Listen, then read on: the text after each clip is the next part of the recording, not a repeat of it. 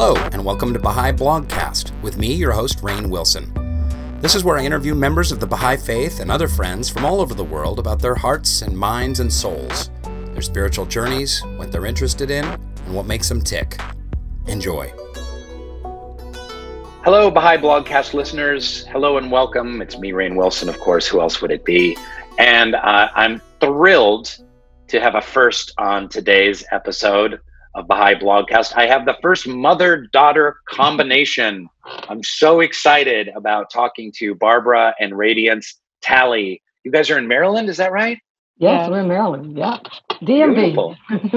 Fantastic. Well, we're really excited to have you on the show today for a number of reasons.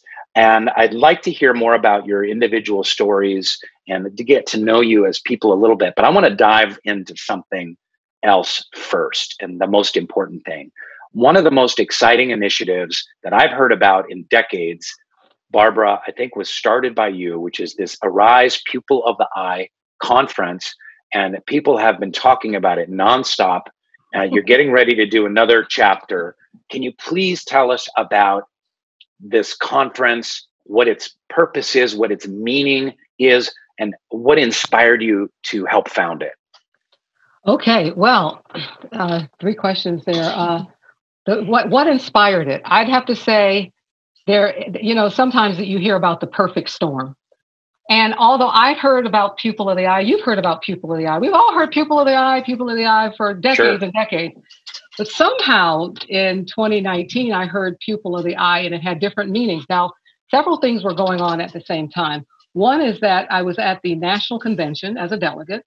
And we were talking about this conference. We were waiting for this race amity conference to come, and the national said, "Hey," and so we're excited about it. And then we heard, well, we're not going to actually have it for a while, because the direction was more about reaching out to the outer community, and they wanted to bring together a couple hundred people, but they didn't want them to be overwhelmed by the Baha'is. They wanted to take the message of Baha'u'llah to them. So then that left a gap. Like, okay, but we were waiting for this, and we hadn't had a Pupil of the Eye conference for 25 years. That means Radiance, who's 22, had never been in a gathering where there were that many people of African descent in one space and Baha'i at the same time. So I was reading, so we were a little bit discouraged, quite frankly. Some of us kind of got together and met about it and said, somebody ought to do it. And even though my name is Barbara S. Talley and the S stands for Scott, somebody thought it meant that it stands for somebody, because I ended up, they're like, Barbara's somebody. No, somebody's got to do it. I am not that somebody. So, but something really interesting happened.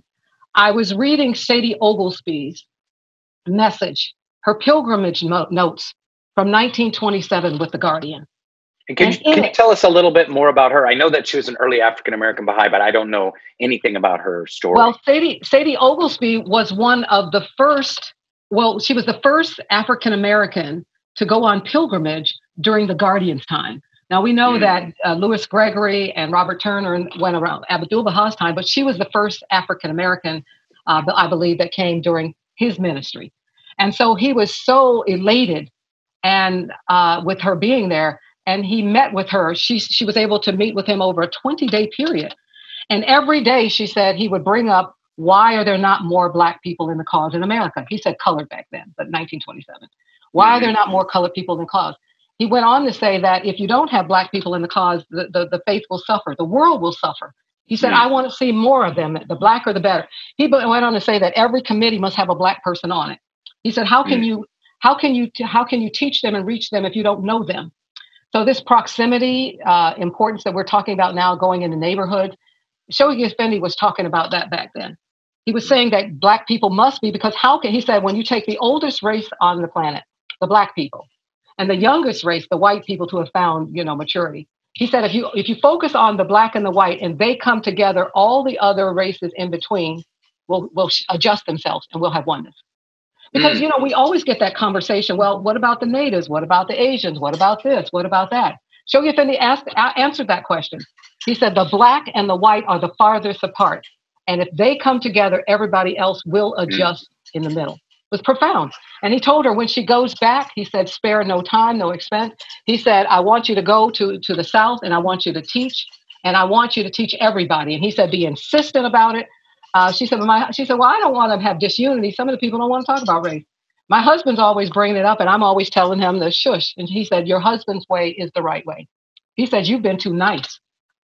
This is critical to the faith. He said, it's vital. He says, it's paramount. And if we don't do this, we will be dispersed. And he said, if we do it, this will be an area where we will not, in his word, we will not be molested. So, I mean, I read that, and powerful words. Yes. And as an African-American who's looking at many different spaces where we are still second-class citizens, and he's seeing our communities not growing and developing and bringing more of us in, I really took that message to heart. And I as I read it, it was like the Guardian was talking to me too at this time, saying, but here's the thing, I've been doing diversity training and working on race, since the late 80s. So I have never stopped talking about it. What's different now is people are starting to listen to me. Before it was like, oh my God, does she have to bring up race again? Is race in everything? And I'm saying, yes. Oh, she's playing the race card. I said, well, take it out the deck. As long as it's in the deck, I'm playing it. You play your card. So there was this feeling of disheartenment that many of the people of the eye were feeling at that time about, we're not going to get a conference to bring ourselves together. And in our communities, there's so few of us. In my Baha'i community, my family is the only Black Baha'i family. Everybody's Persian and white. So we don't get to see our culture. We don't see, we don't see us, our music, our style. And so when we leave the church, sometimes it's a bit of a downer, because there's a different way of worshiping, of passing around a prayer book rather than just saying, I've made my vow to the Lord. We can just do that. But here it's like, you did that. They look at you like, what's wrong with her? And you learn to just hold your hands and smile and do whatever, and then just drink your tea later. But I talk about that on the show a lot, about how kind of lame Baha'i devotionals are usually, and kind of like mumble half-heartedly these prayers, and then it's tea and cookies, and it's not very inspiring to the heart. We have to pray. We have to make worship with arts and music and singing and connection, meditation, whatever it takes to have that, that connection to the divine power. But anyways, that's a whole other topic. Anyways, we're headed towards your inspiration for the Pupil of the Eye. So that's why. Then I'm going to let Radiance kind of tell her part too, because Radiance has been my muse. But Sadie Oglesby, when I read her pilgrimage notes, and then realized that in 1927 she had addressed the National Convention. Back that time, before the Universal House of Justice even existed, they had the National Unit Convention, or the National Convention was being held in, this one was held in Canada. So Canada and America, the United States of America, they met together for their National Convention. And so she gave a report to that group of people. She stood up in front of them and said a few of the things that I said. I mean, she laid it out that, that Black people need to speak for themselves. They're saying perhaps during slavery, they needed a voice, but right now they want to say something themselves about their condition, that they should be that. And it makes sense. It's like, okay, because there's many people want to speak for us, but imagine someone whose voice has been silenced for so long. It says, what great service you would do to create a space for them to be able to speak. And so she said, you wouldn't even notice. She said, I'm just one little drop of black, one little black spot at this convention. And she said, if I asked any of you who that lady was, you wouldn't even know. But she said, Shoghi Effendi says, we need to, if we're not there at the table, the faith will not grow. What is the oneness of humanity without having everybody there?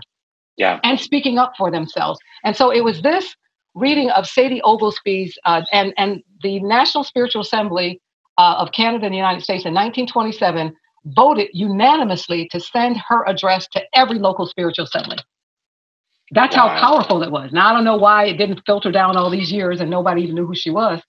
Yeah. But and there's also an account written for her in the book Lights of the Spirit. It's slightly different than the verbal one that she gave at the National Convention, where they typed up the minutes.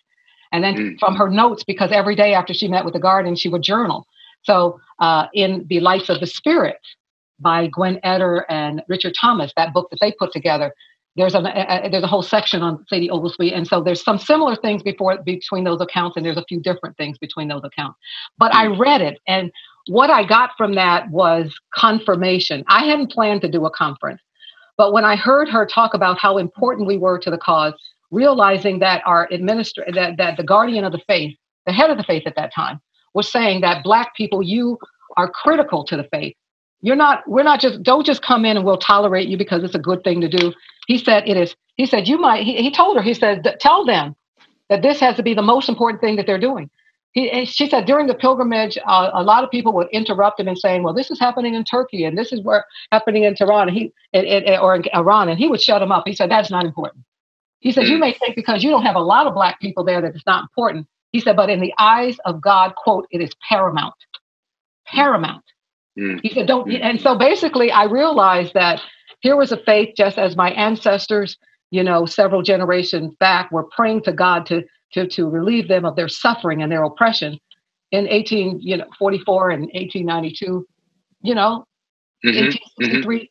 Baha'u'llah, came and he gave them that message. He basically said, to me, it was like an answer to my ancestors' prayers that while they were dying in the fields and being bred like cattle, that God had heard their cries and stopped time and sent a new manifestation. Because we know whenever a new manifestation comes, time starts all over again. A new clock, a new whatever, a new day. And so it was from that point that I decided that I was going to do a conference. I had a couple Persian friends that actually kind of encouraged me, and they were like, you should do it. And I'm thinking, me? I'm already doing about 20 events a year, 20, even more. And I said, but as they say, if you want something done, give it to a busy person. But what happened after that it's hard to put in words. I literally, the only way I can equate it to is I was bitten by a vampire. I had no will of my own. Literally, I had no will of my own, whether I ate or slept or my own work. I just put my career on hold because I could not think of anything else but the conference. So I think on the other side, the saints and the angels and the concourse chose me for a mission. And I heard the call. And it's interesting because I reached out to my dear friend, Sue St. Clair, who was that was the national with the Nashville Spiritual Assembly, because the Persian that says you ought to do it says, and then he says you ought to do it in Nashville. I'm like, I don't even know anybody in Nashville. I'll introduce you to people.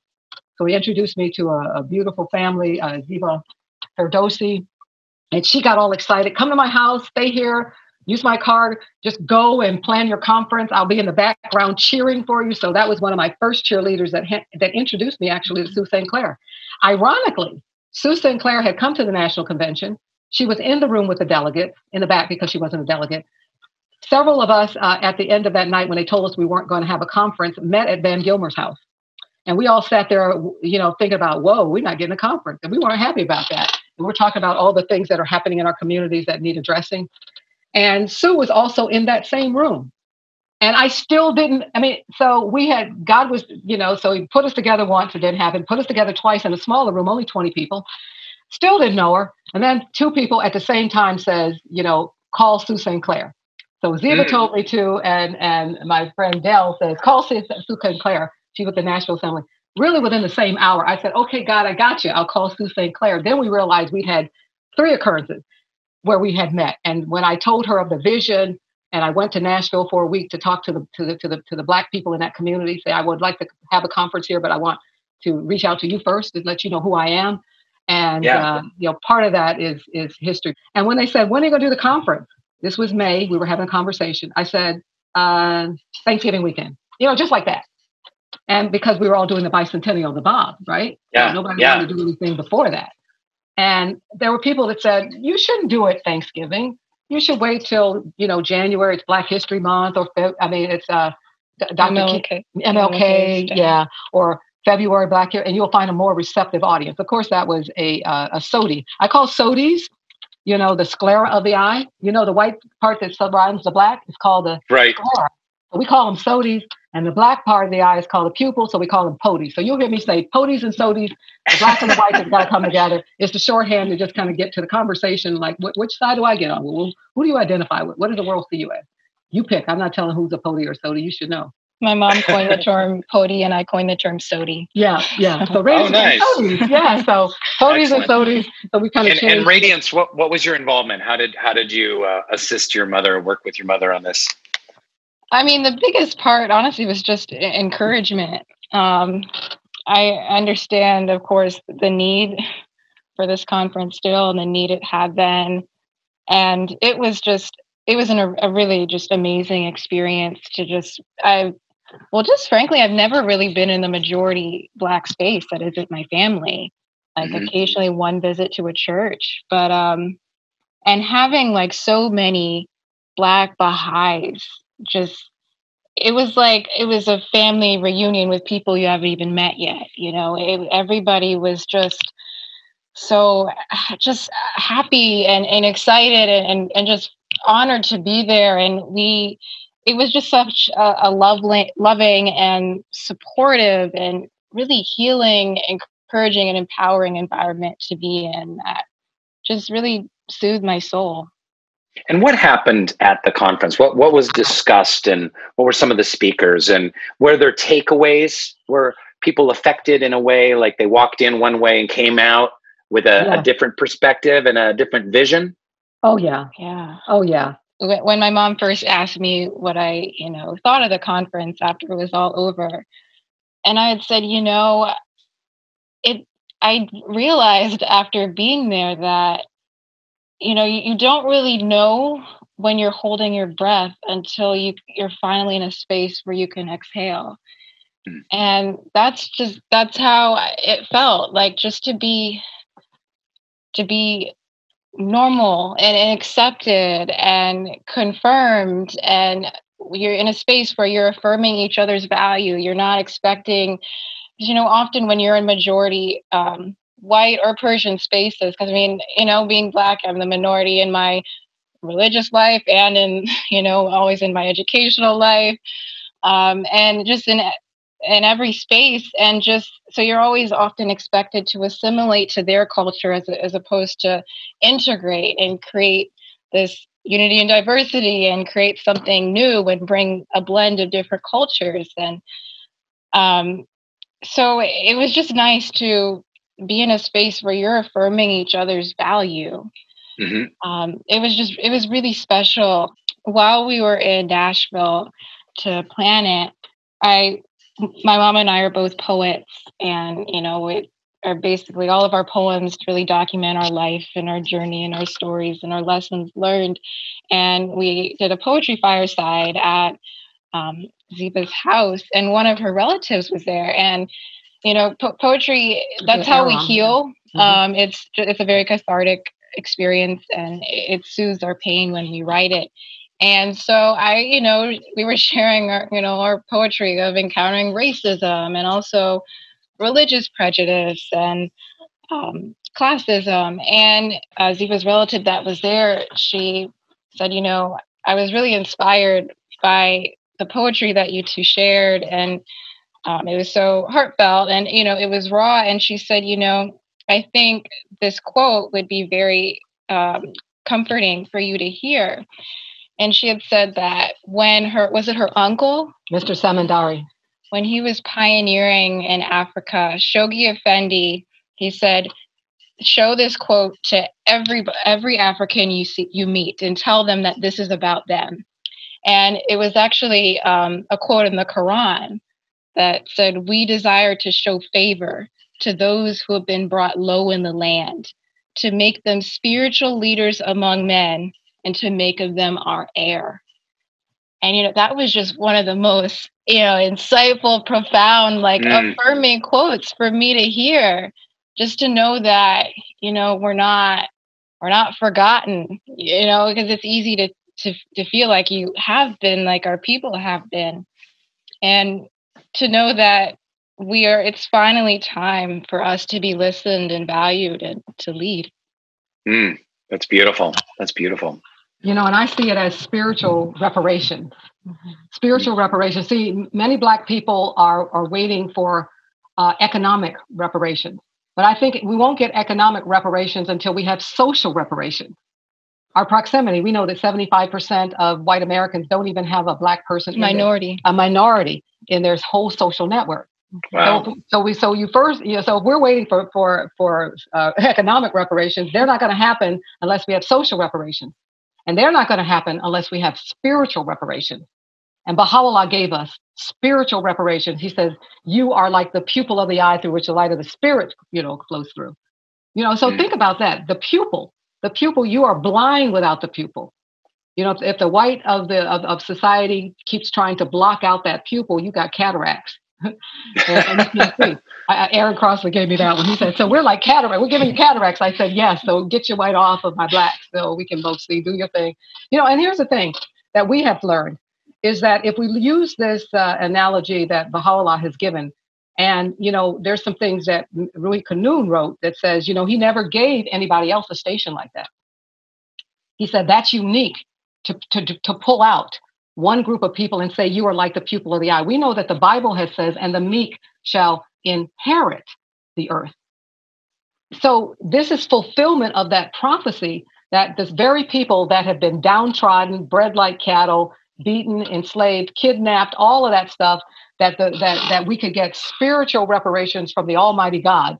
It says, now I'm going to put you in the center. And unless people see your nobility, humanity will not survive. I mean, the very people that you have stomped on and put behind you, you have to learn to put them in front of you. You don't put if you're the light of the spirit, if you're in a dark room, you don't put the light in the back. You put it out in front of you. So there's a lot of cognitive dissonance and a lot of challenge that many people inside and out of the faith have to deal with, because sometimes people don't mind having, equality. Okay, now forget the past. Let's be equal right now. But they don't understand that we need equity. We need justice.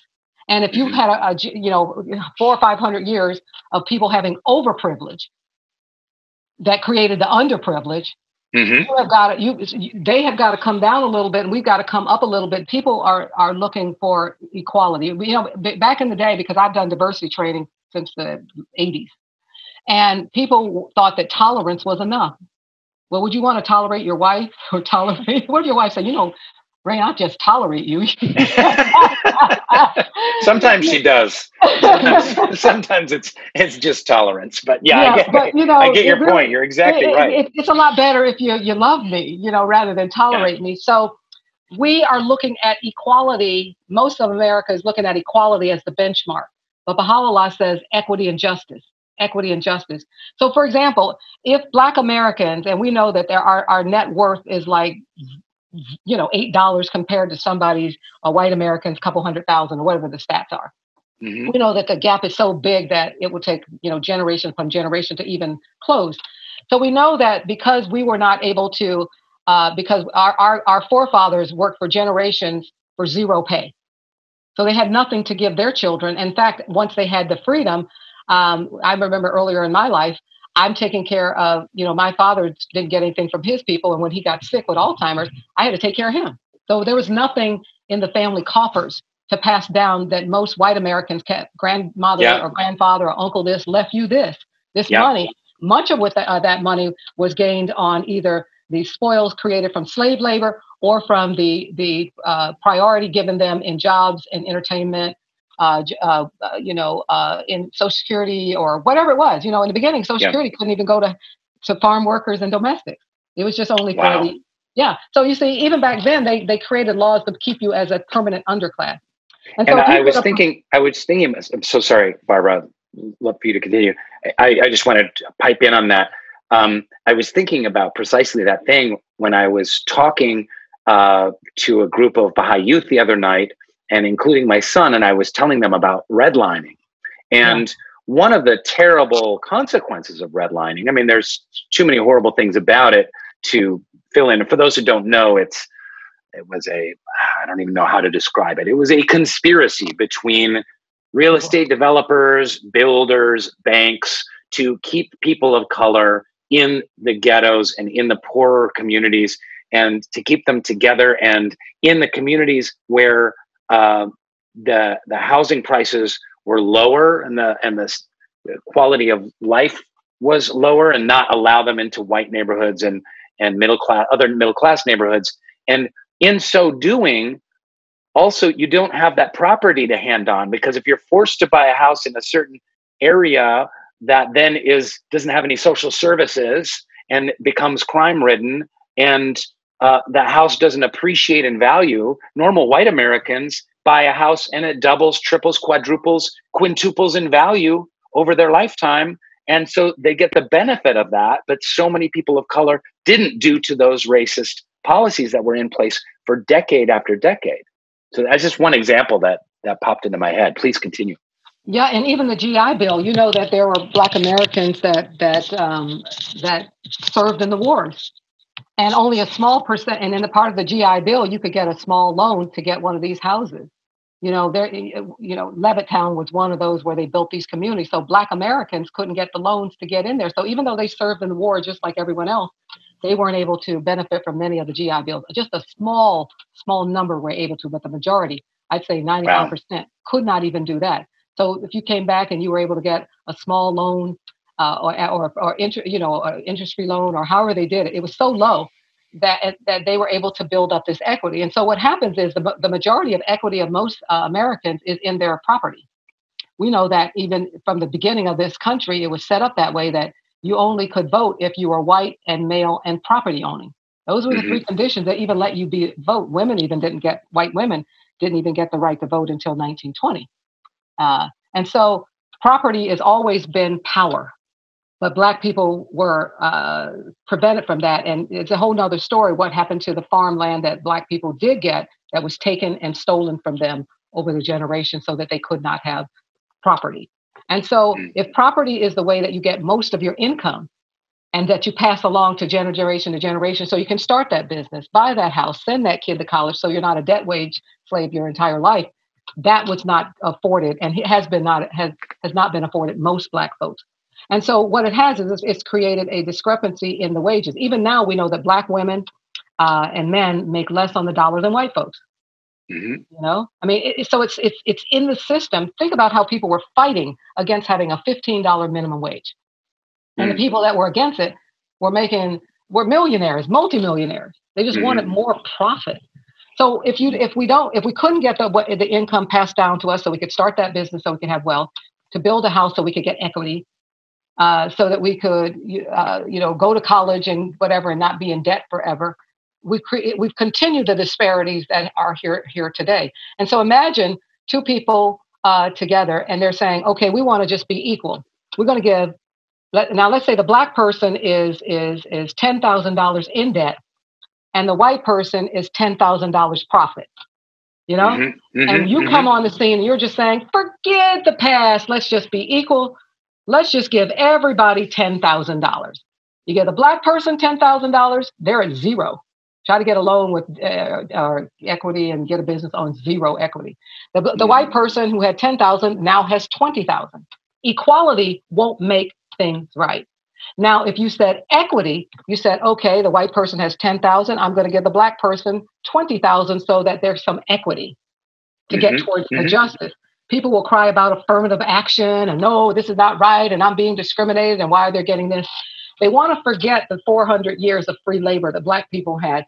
Derek Smith says a lot in his Modernity and Centering the Pupil of the Eye. He talks a lot about the first 6.5 million people to come to the Americans, to these Americas. 5.5 million were African. So who built this space, if not the 5.5 million Africans who worked here for free labor for 300, 400, 500 years? You see?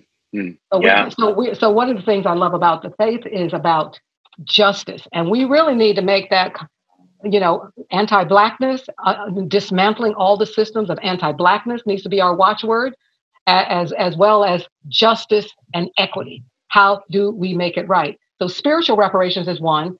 And if we can change people's hearts, Shoghi Effendi in his pilgrimage with Sadie Oglesby, he said, the need of the cause in America is the call of the heart. The need of the cause in America is the call of the heart that can be given to no one, save those who have suffered and traveled the road of sacrifice and humility. If that's not the meek, who are those?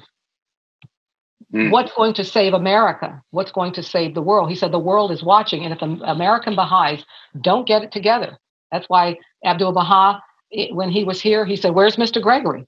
I mean, at that time in those social circles, Black people didn't sit at the table.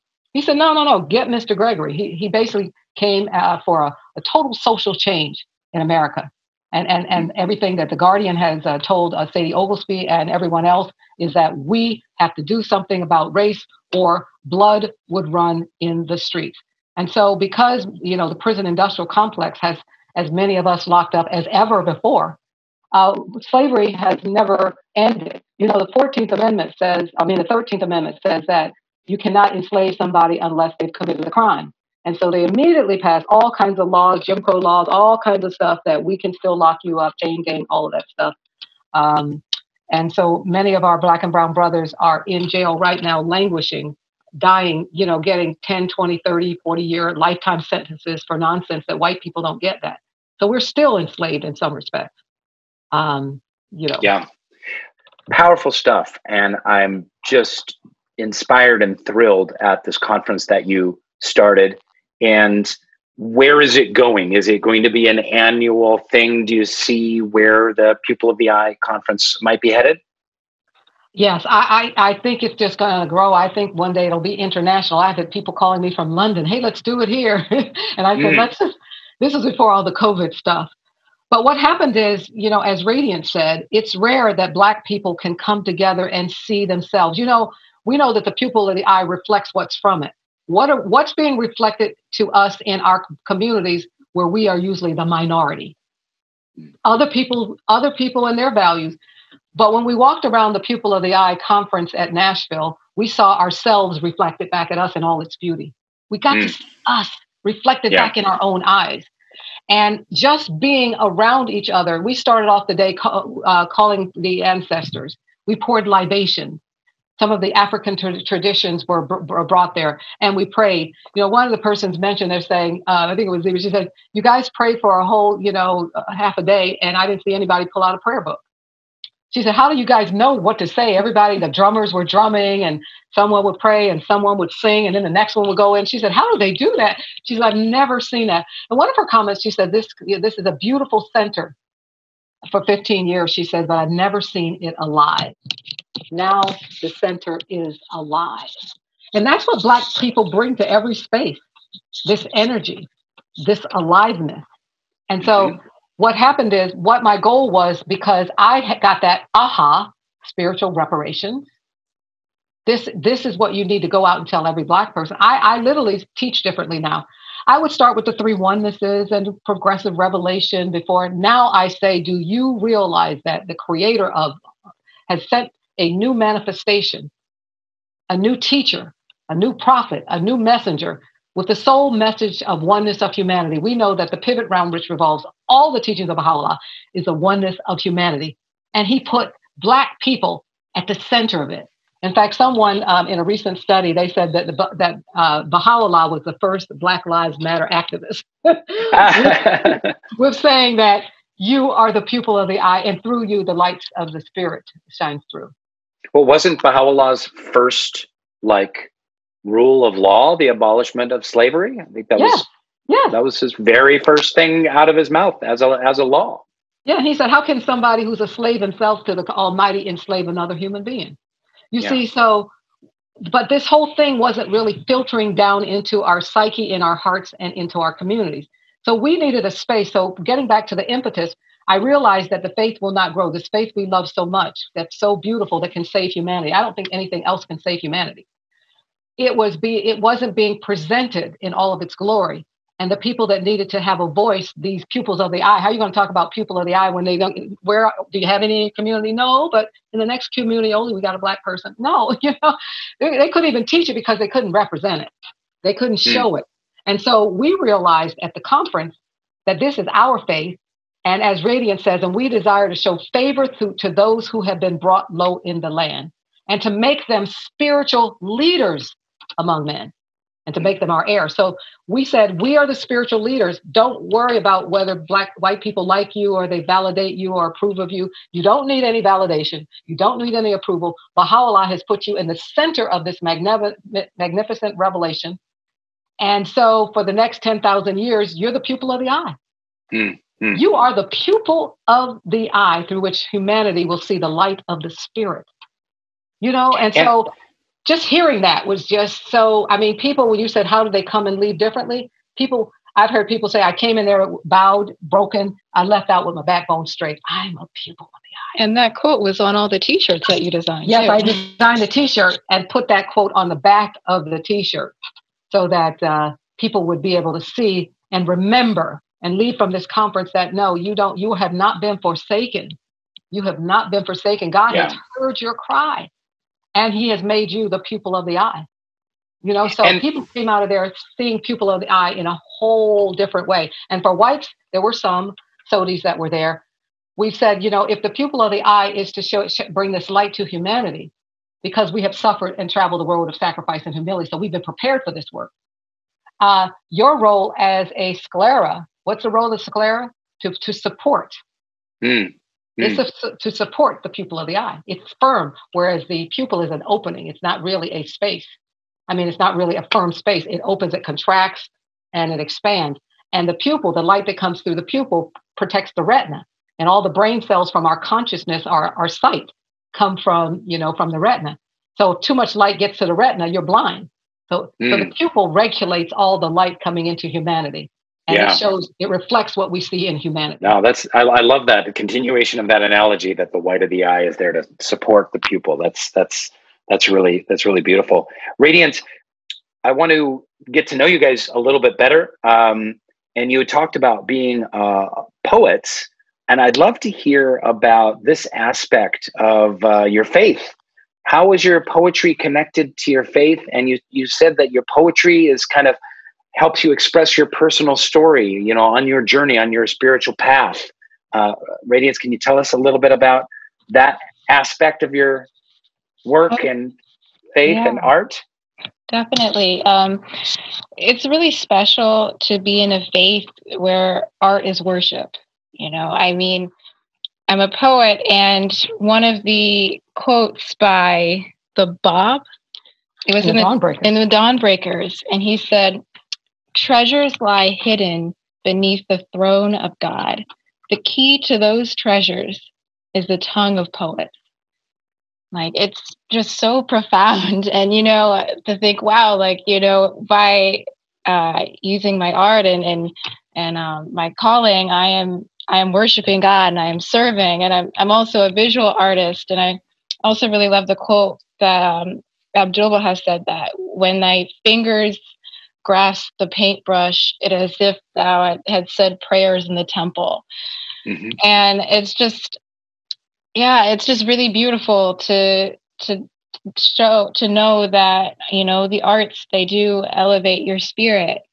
And my life has really just been, our lives have been a true testament of how healing and moving the arts can be. And there's another quote about poetry that, you know, it stirs the heart more deeply than prose. And we've definitely noticed that, you know, sometimes when we're trying to educate people about, you know, ignorance and racism and the experiences we're dealing with, but sometimes it's just words. It's just kind of in through one ear, out the other. But I don't know, when you put it in a poem and when you share it through art, it connects to hearts more, and it helps people feel and empathize with you in a way that they normally can't. Yeah, I mean, let's not forget that Baha'u'llah's first revelation in the Siach Hall was a poem.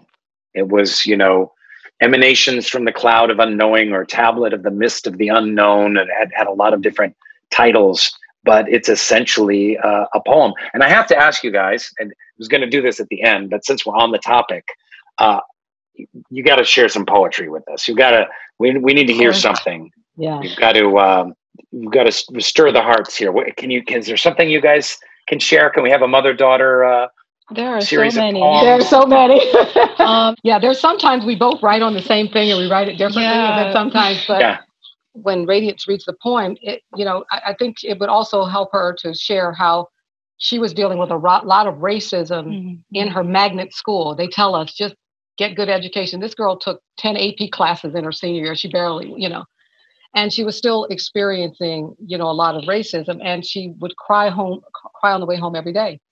And one day she said something and I said, well, good. And she said, Mom, how can you say that? I said, write it out.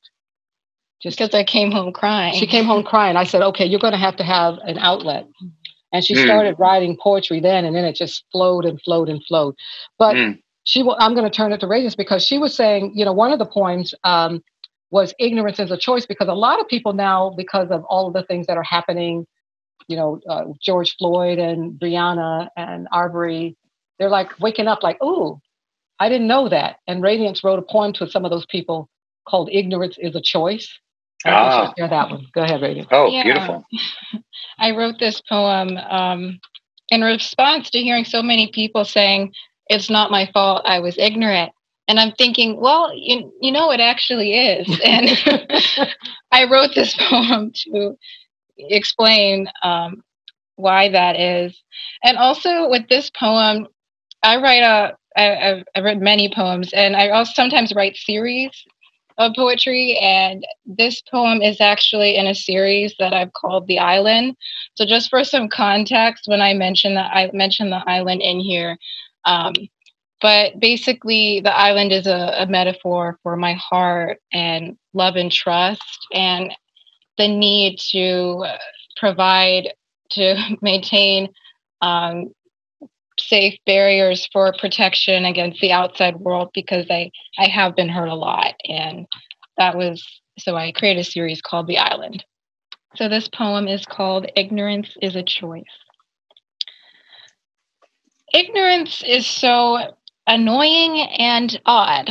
So I've resolved to create a woke squad. I'll be waiting on the island. If you're educated, come apply. I want people who are activists, who actually care to try.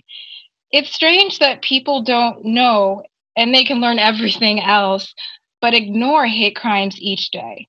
They could have educated themselves. Privilege makes ignorance a choice. You're not reminded of your skin, and you're given more of a voice, so news channels have a spin. It's a choice to only surround yourself with whites and not hear about those who are denied their rights. It's a choice to not reflect on your life and wonder why groups always have strife. It's a choice to side with the perpetrators and ignore the victims as if they're haters. It's a choice to be irritated with those who are bleeding and say it's all in the past, so we should not be grieving. It's a choice to vote for an autocratic man who wants to oppress any POC he can. It's a choice to avoid guilt and pain, since your life doesn't require strain. It's a choice to let us keep being attacked. You pretend to wonder why as you sit back. It's a choice to not know the system that you benefit from and think so many Blacks are poor because they are dumb. It's a choice to believe stereotypes that are a lie and not watch live videos of a dying man's cries. It's a choice to believe that you get a pass from knowing our world because of your class. It's a choice to think that you don't need to get involved. Racism has never been our problem to resolve. So I'm looking for people who actually care, who will stand up for us and actually be there. I'm looking for people who care about our plight, who will safeguard and support us to win the fight. Because if you love us, you'll fight for our rights. So I'm no longer wasting time with people who don't care, who don't think there is a problem and thus don't have time to spare. I'm spending time with people who think my life matters, not those who would rather spend their time with vain chatters. If you're riding in a car, you are allowed to go far. You don't have to worry about suddenly dying while your child sees you get shot and starts crying. You don't have to worry if you're holding a toy gun or fear that the police will plant drugs on your young son. It's a privilege to get far less time for any violent or minor crime. And you get to avoid going in the prison system even if you photograph yourself raping a victim. This privilege is not healthy. It's letting you escape your wrongs, and it makes the innocent pay. The victim list is so long. You don't have to worry about being fodder for prison and keep track of the alt-right incidents that have risen. You don't have to worry about being accepted. And I'm frankly tired of us being rejected. So I'm looking for people that understand what's going on and who are passionate about justice and want to right all the wrongs. I'm looking for people who respect our spirit, who nurture our vision and want to hear it. I'm looking for people who are glad we exist, whose thoughts are not motivated by prejudice. I'm looking for people who care about me, who are helping people of my ethnicity. And it's unfortunate that this is hard to see. It's sad that it's rare for me to find woke peers, but I've become patient from waiting for years. So interested prospects may apply. I'm looking for those who care to try. The island is beautiful and the princess is sweet, but only the devout and committed get a seat. Only the devout and committed get a seat. Oh, that's great. That's powerful. And your reading really made it. You know, it was the pain that drove that poem, that created that poem, was so clear. Thank you so much for sharing it, really. Thank you. It's powerful stuff. Thank you. So I'll share one called Get in the Ring. It's Great. similar to that. And then Radiance and I both have a math one that we did. But this one is called Get in the Ring. And now it's interesting. People say, okay, I know I got to get in the ring. Okay. I've been thrust into the ring and have no choice but to fight. Racist bullies are my opponents. I'm outnumbered by their color, and that just isn't right. I've been thrust into a ring where I'm outnumbered, not one of my choosing or making. The loser gets nothing but bruises, while the entire purse the winner will be taking. The odds are stacked and against me. On me winning, no one is making a bet because the heavyweights have more experience. We've had less experience sparring and preparing, and that's why we haven't won yet. It isn't a fair matchup, not in the least. On standby for casualties, they employ a priest. On the violence, the spectators roar and feast, getting more joy from violence than they do from peace. Opponents to my left and right, and to my front and to my back, seems like they're coming out of the woodwork these days. It's hard for me to know who's for me. It's hard to keep track. How am I to win in this rigged wing when the deck against me is so stacked? You say you are my ally, my protector, my friend. I'm in the boxing ring getting pounded, wondering when you will step in, especially when I'm being pelted and bombarded from those who wish to kill me, who are wicked and evil-hearted. You offer me encouragement to keep up the resistance, but only from the sidelines will you offer your assistance. Safe from the blood and safe from the violence, you pray for my safety, but you do it in silence. And if I scream loudly from my pain, you call me unprofessional or insane. From the theatrics, I should refrain. If on my side, I want you to remain. I'm labeled scary and angry. When to injustice, I protest. Naturally, loudly, I yell, for I'm injured and responding to unbearable stress.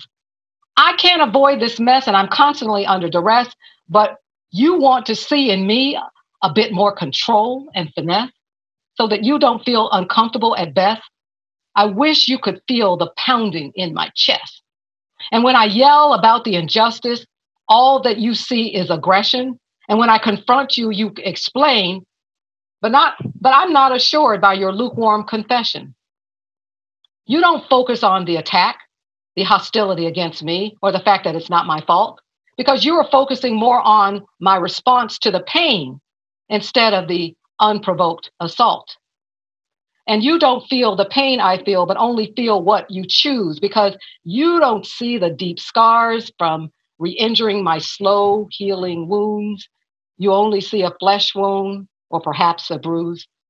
You want me to modulate my tone and tension, that my delivery is perhaps causing more dissension. I'm under attack. But that fact you forgot to mention, if I die in the ring, I won't collect a pension. There's no compensation for racism's bumps and bruises, especially when the judges are the opponent and refuses to recuse. You want to be my ally, and from my hurts I cry? You remain quiet as my tears fell, thinking yourself better because you did not yell. If I'm in danger, I want you to yell and scream it from the rooftops and to everyone tell of the danger that awaits and the fear of our fate. There is no time to whisper and wait when the enemy's at the gate. You say you want to help me? Well, jump in the ring with me. But you dally because it is not comfortable for you. While I hang on for dear life, you pray I will pull through. You want to be an ally? Then jump in the ring and block the punches. If you are too weak, then start doing crunches. You want to be an ally? Then I need you in the ring, not encouraging safely in your comfort zone where you are protected from the shots and the swings. Yes, you patch me up when I am hurt. You bandage my bloody, swollen, and beaten face. You bring me water when I'm thirsty, but I need you in the ring, sometimes fighting in my place. If you really love me, jump in the ring and protect me like you would if this were your mother or child. While your prayers for my safety are appreciated, a coldness from the racist isn't warmed by your smile. You say you want to be an ally, and it hurts you to see me hurt and cry? I need you to challenge the referees and the racist rules and how they score. Why are yours so rich and why are mine poor? I want you to ask, why am I thrown in the ring? When other than being born Black, I haven't done a thing. I want you to do something about the hatred you see.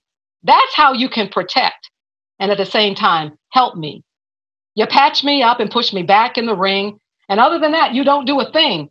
But buy more bandages, neosporin, and gauze, and remind me of how much you are down for the cause. Do you really want to be an ally? Or just to have a front seat in case I win? Are you here for me? Or are you here for you? Are you a spectator, a fan, or are you a true friend? Guilt is a form of ego. It's really all about you. Using the downtrodden to ease your pain is par for the course and not really anything new. We've been used for your entertainment, to work, serve, and give your life more ease. But are you in the ring for justice or for your own shame you wish to appease? So why do you want to be an ally? Why do you want to be here? Is it for justice, guilt, or shame? Let's be clear. Or is it a quid pro quo in case the tables turn and you want me as your ally so you don't have to fear? I can't wait until you feel comfortable. I can't wait for you to perfect your skill. I can't wait because the fight is ongoing and the opponents are out to maim and kill. This isn't a sparring round. This isn't a sparring round. This is for real. God doesn't call the equipped. He equips the called.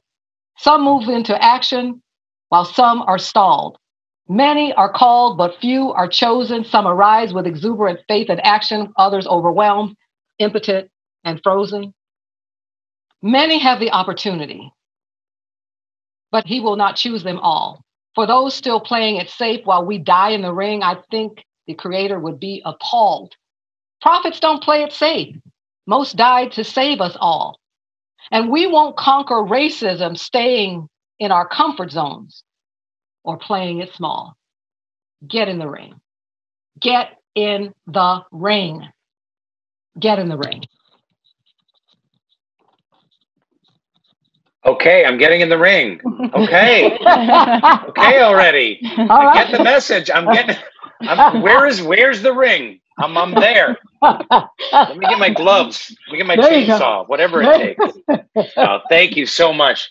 From both of you, such passion in these poems, incredible rhymes, and such a kind of searing, anguish-filled personal expression, and kind of a need, a want for real allies behind both of the poems. One about people that mask themselves in ignorance, and one about needing the help of people that have been sitting on the sidelines. So tell me about that for the white listeners, the Persian listeners. What do you need? What do you need from us? What does it mean for a Baha'i in 2020 to get in the ring in this fight? And one of the comments that inspired my poem was that often Baha'is, and I don't know how this belief was created, but some think that it's political to be in a protest or say you're an activist or that you're for social justice. I mean, Baha'is have told me that, Baha'is shouldn't be activists or social justice for anything, which really wounded me to hear. And it was just deeply disappointing. And I often, and which is also reflected in my mother's poem too, is that when we try to be vocal about it and speak up, they're saying, oh, no, like, that's controversial. And, you're making us uncomfortable. The atmosphere is cold. And I think a lot of that belief system is really based on a confusion of the writings and our principles and our message. Because Shoghi Effendi, Abdul-Baha, all of them, they were radicals. They were activists. They stood for social justice. With Tahereh going in front of a bunch of men and taking off her veil, that was activism, serious activism. With Shoghi Effendi saying, like, okay, Germany has her problem, India has her problem, Persia has her problem, but America's problem is between the black and the white. That's what we need to deal with. He was very persistent and he was very straightforward with that. But often Baha'is, they pick the kind of turn the other cheek type of quotes. Oh, we're not supposed to, arouse any discomfort. But the thing about it is we forget the quotes that when in our writings they say, if it is praiseworthy to exercise your anger and wrath against bloodthirsty tyrants, or the quotes like, you don't have to be kind to the liar, the tyrant, or the thief. Well, what are these people that are shooting us down? They are tyrants, and also, we forget that, in the writings they're talking about, yes, there's this element of forgiveness, but that's on the individual, the community, or institutions, or community members of a whole that are supposed to rise up and expected to stand for justice and to punish the criminals. And there's just often, I think, a lot of confusion about that and surrounding that. But the thing about it is, and also with politics, is we're not supposed to be involved in partisan politics, but a lot of the faith actually does involve actual policy. And we forget that the Universal House of Justice said that social justice is essential to the Baha'i revelation. And I think, and often people forget that, and they don't understand how standing up for our rights and for people of color and for, being active about it, that is being a Baha'i. So, and there is so much, that our writings have offered about that. Some people have asked us, oh, well, what are we supposed to do? Well, there are a lot of ways to express solidarity and show support. And the thing about it is not everybody is involved in the criminal justice system and the police force, for example. But the thing about it is everybody has their own areas of influence. Racism is woven into the fabric of our society, so it's affecting every aspect of our lives. So whether you're a therapist, and there's a lot of racism in psychology, and people of color are being over-admitted into psychiatric hospitals because there's a lack of cultural understanding and a lot of clinician bias. Well, that's an area that you can get involved in. Or if you actually are involved in the justice system, and you do have power over implicit bias training and screening and who you admit or don't admit into the force, or whether it's with law and the court system, or whether it's the educational system with, or the media and entertainment industry. I think one of the biggest problems why we have so many stereotypes is because they would always show Black people as criminals and thugs and or just stupid or lazy, and they would just exemplify all these stereotypes. Well, you can write scripts to, empower Black people, show us in a positive light. Everybody has their own arena of influence. And so there is never a reason to feel helpless. I really love Shoghi Effendi's writings with In the Advent of Divine Justice. He also spoke about, what we should be doing every day, all the time with our, and with our individual interactions. Of course, this also applies to on a bigger level as well, but, having a supreme effort. He addressed bias back then with the subconscious sense of superiority and, patronizing attitude and, show the genuineness and warmth and sincerity of your response. And, and often people kind of forget that. They were like whenever I would, sometimes when I would try to, spotlight that, they were like, well, Black people you're supposed to forgive and do all that stuff. But the thing about it is, as my mom always points out, that's in a corresponding effort. You were supposed to make the first move. Our response is a supreme one at that. Yes. So until you do that, I don't have to forgive all the past when you haven't atoned for them. Yeah, and just with what a rectitude of conduct, actually is. That's all about that's an undeviating sense of justice, which can be manifested and reflected in so many different ways. That interracial fellowship, that freedom from prejudice. And, I think it's just important for people to remember that you're not immune to the disease because you're Baha'i. Our writings, our institutions, our letters have spoken about that. Well, I think that's a very common belief, misnomer. When I was growing up Baha'i, I think a lot of the white Baha'i community that I grew up with in Seattle kind of felt like, well, I'm not racist because I'm a Baha'i and I believe we're all one human family, so I've done enough. And then that's it. But not doing anything. I didn't see any Baha'is I was growing up with doing anything to rectify the situation, to increase equity and justice, to fight for the rights of the disenfranchised, to stand up. They just it was a very passive stance, and let deeds, not words, be your adorning. Where are the deeds? If you believe that you're not racist, where are your anti-racist deeds? Mm-hmm.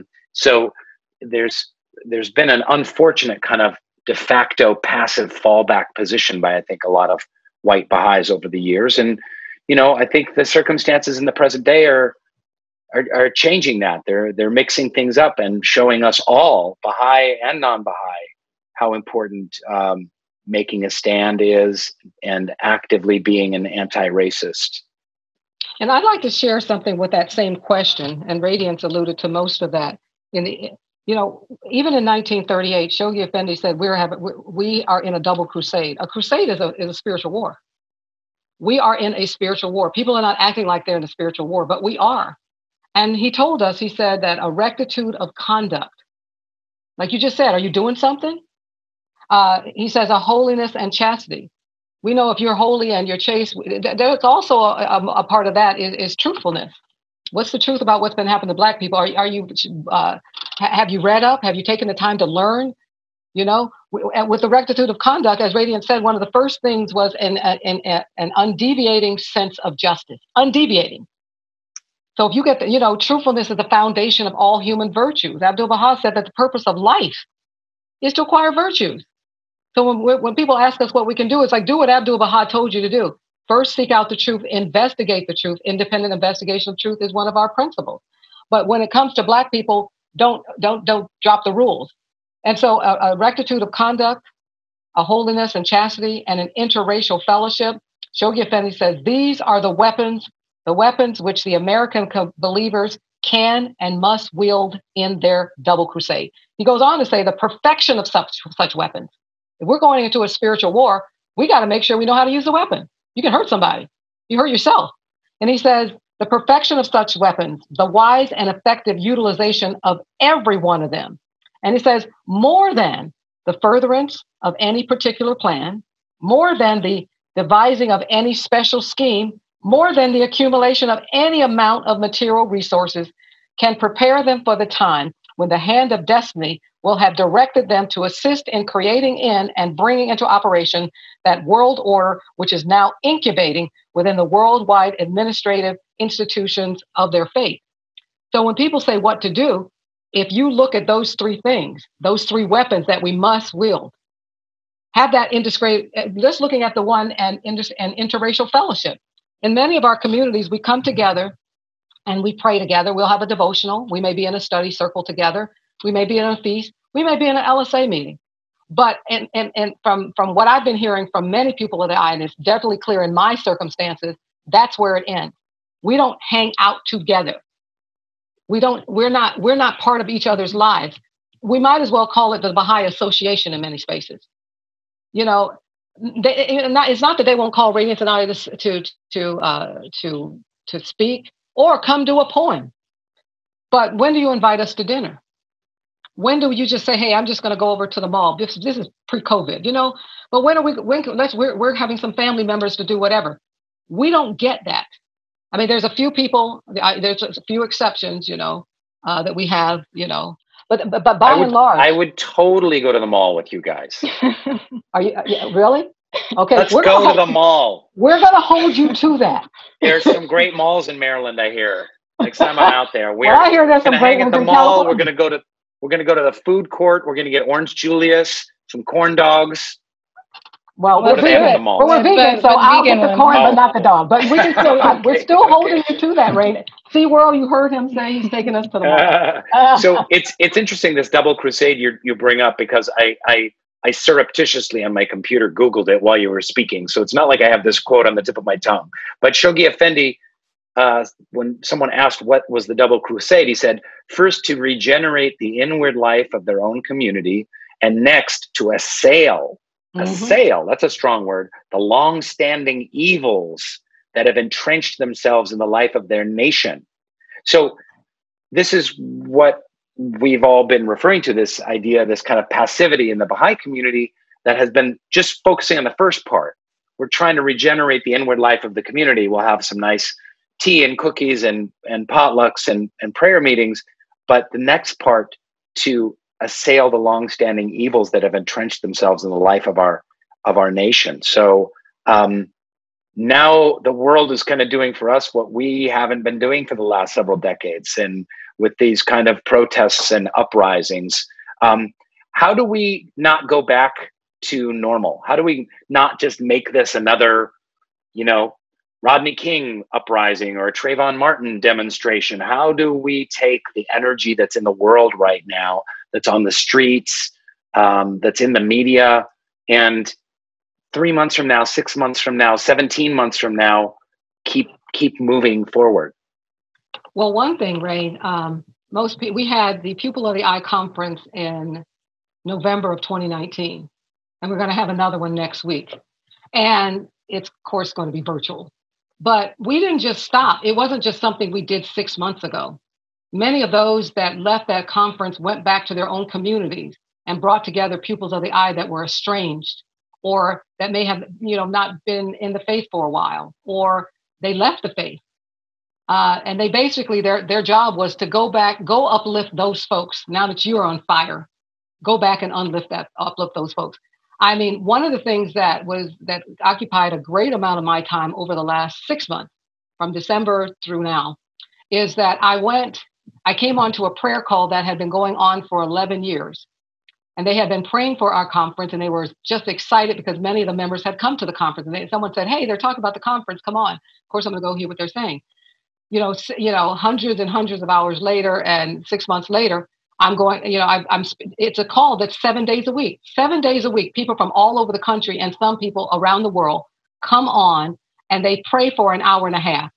They sing, they pray for 11 years. You know, James Williams started that 11 years ago, and the woman that he started praying for actually died on the prayer call. She was in a hospital, and every day he said she'd come on and says, "I'm here."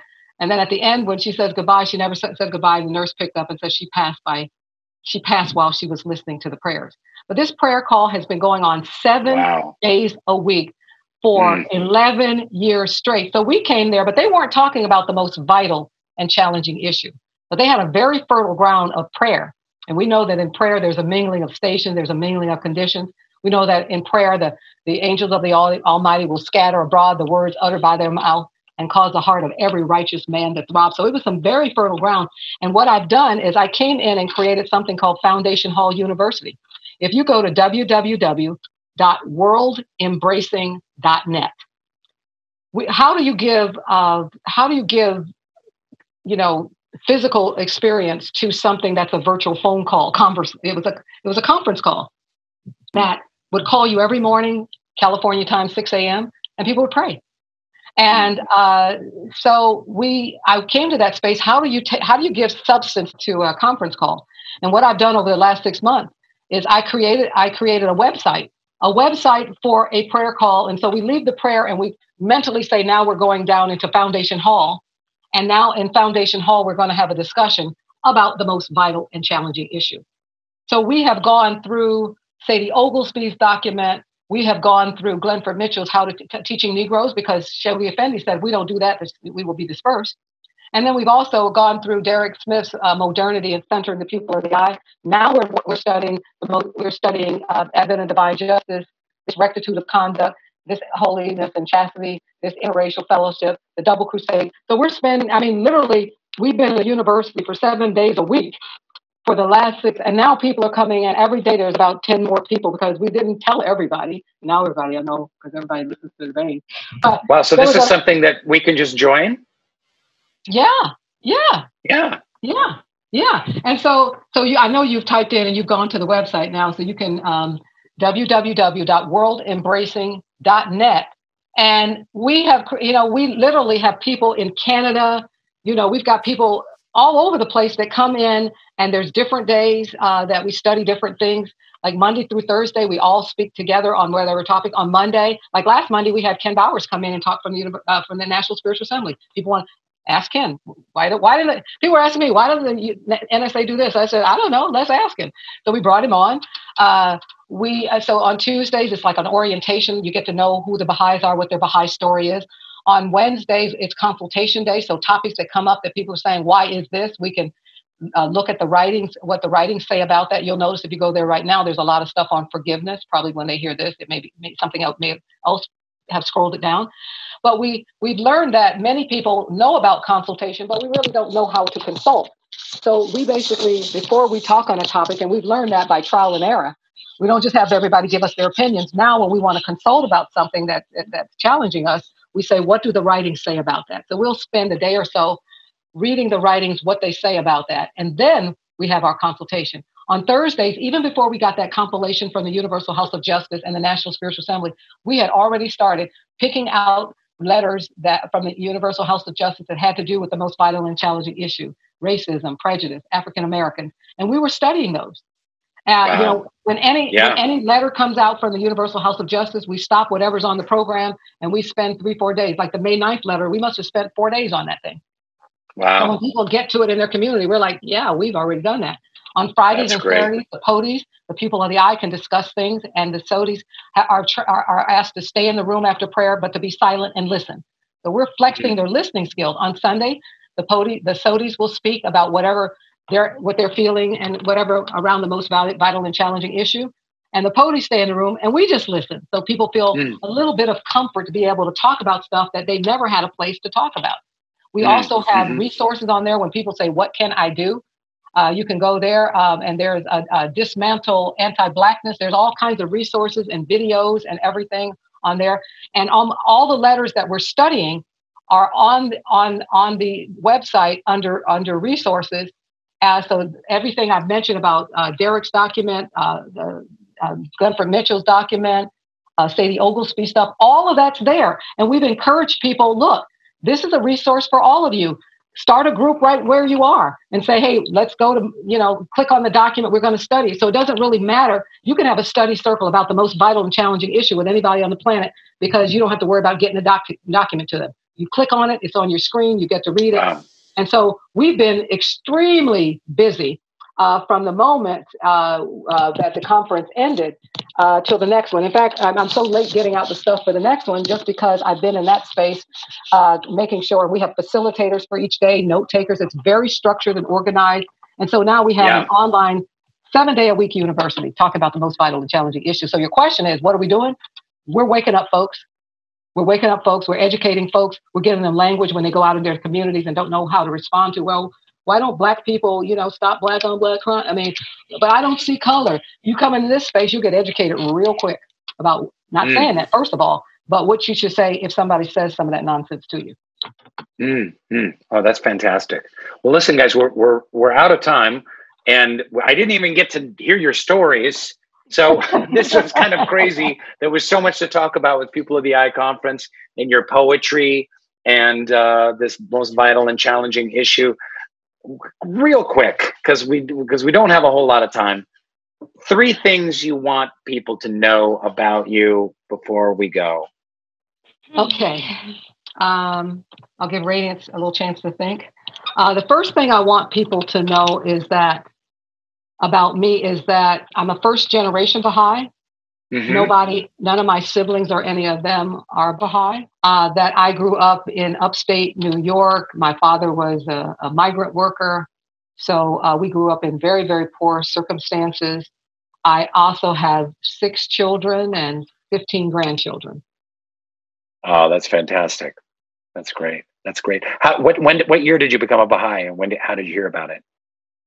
Well, it was in the early 70s. There were some Baha'i youth that I didn't know who Baha'i was. I was part of the church, and they had something at a local community center, and they said they were inviting people. It was pizza and roller skating, and so I went. I'm like, I liked pizza at the time, and roller skating was fun, so I went. And then someone came up to me and said, "Do you believe that we are all one?" I'm like, "Yeah."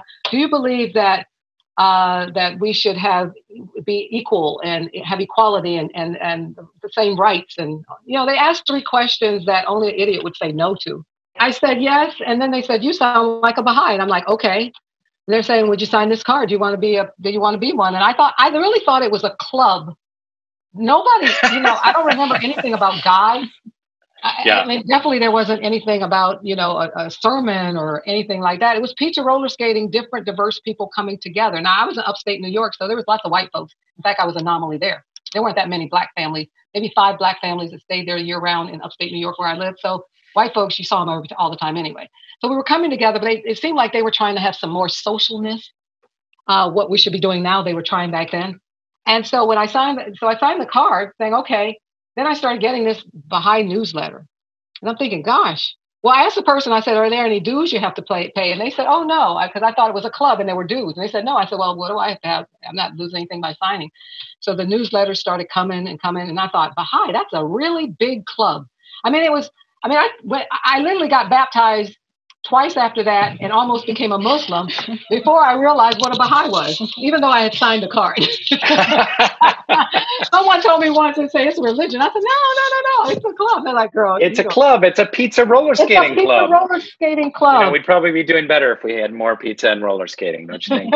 So that's Radiance, what about you? What about you? 3 things we need to know about you before we end this interview.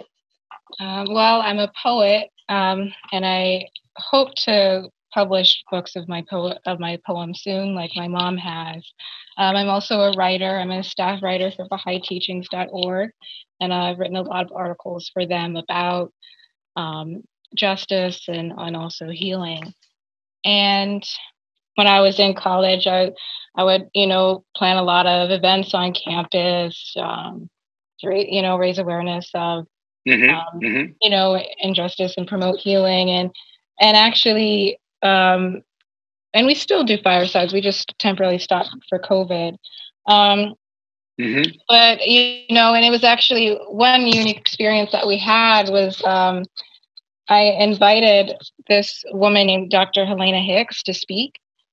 And she actually integrated lunch counters in Baltimore. And I went to the University of Maryland in College Park. And we thought, why don't we invite her here to talk about for Women's History Month, to talk about, her story of just what she's done, as a civil rights pioneer. What we actually learned in the process of inviting her, we didn't realize what big of a deal it was for her to even accept, because she told us, I went to the University of Maryland. to get her doctorate, and she experienced some racism with one person not wanting to review her what do you call it? Her dissertation. And she was just so heartbroken, and she said, you can just mail my diploma. Like, I'm not gonna walk down, with the cap and gown with the graduation ceremony. I'm not coming back to this campus again. So it was a really special experience for her for me to ask and for her to come. And she was still hurting from that. And, and she mentioned that there. And one thing that happened, though, one of the directors for the Multicultural Involvement and Community Advocacy organization at that school, he came and he heard her story. And my mom was like, well, you celebrate, pioneers and diversity all the time on campus. Is there a way to make this right and give her some, acknowledge all the service she was old done. At this point. She was very old. And had that pain. Yeah. So they actually created a Distinguished Alumni Award, and they had their award ceremony at the end of that year, and they honored her with an award, and she stood up and she said, "Time heals all wounds." And that was that was one of the most moving moments of my college experience, to see her heal or start to heal. And the Baha'i Club, we were also nominated for awards in community service and service learning, cross-cultural involvement, community development, personal development, and we won the plaque in personal development, outstanding contributions to the campus community and personal development. That's amazing. So that's great. So that was a pretty special experience, and from there I learned how to earn editorial coverage for our events, and it was cool to see the Baha'i Club and all these different school publications, and people were telling me, like, we thought the Baha'i Club was dead for many years, but I see it's alive again.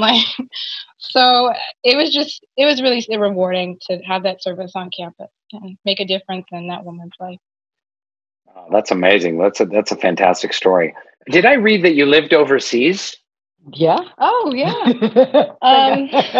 What was your experience like, and your take there, being an African American living in, was it France and Germany? And England. Oh, great. And I also visited Ireland too. That was a very unique experience. I actually wrote a poem for each experience. I was studying abroad there back in college. I graduated in May of 2019, but I was studying abroad like my second or third year in college, and it was a really unique experience. I think it was good for me to have more, independence and really increase my confidence, and you learn a lot about the culture and the people and just different things that, the U.S. could take notes on, and like healthcare. In Berlin, like most people use natural remedies, and like we're vegans and organic and all that stuff. But every city had its own character and beauty. So that was really cool to see. Wonderful. All right. You guys, thank you so much for your time. The first ever mother-daughter podcast on Baha'i Blogcast. And thank you so much for taking time out of your busy schedule, and best of luck with future Rise People of the Eye conferences. And so wonderful to hear your perspective. And thank you for sharing your hearts and your poetry with us today. Thank you. Thank you. Thank you. Our pleasure. And don't forget, you owe us a mall thing. That's right. We're going to go mall walking. There we go. Mall walking. There we go. Fantastic. Thank you, Tallies. All right. Bye. Thank you. Thanks for listening to Baha'i Blogcast. Hope you enjoyed the episode and the conversation. Check out more fun Baha'i stuff on Baha'iBlog.net. Thank you so much, and good night.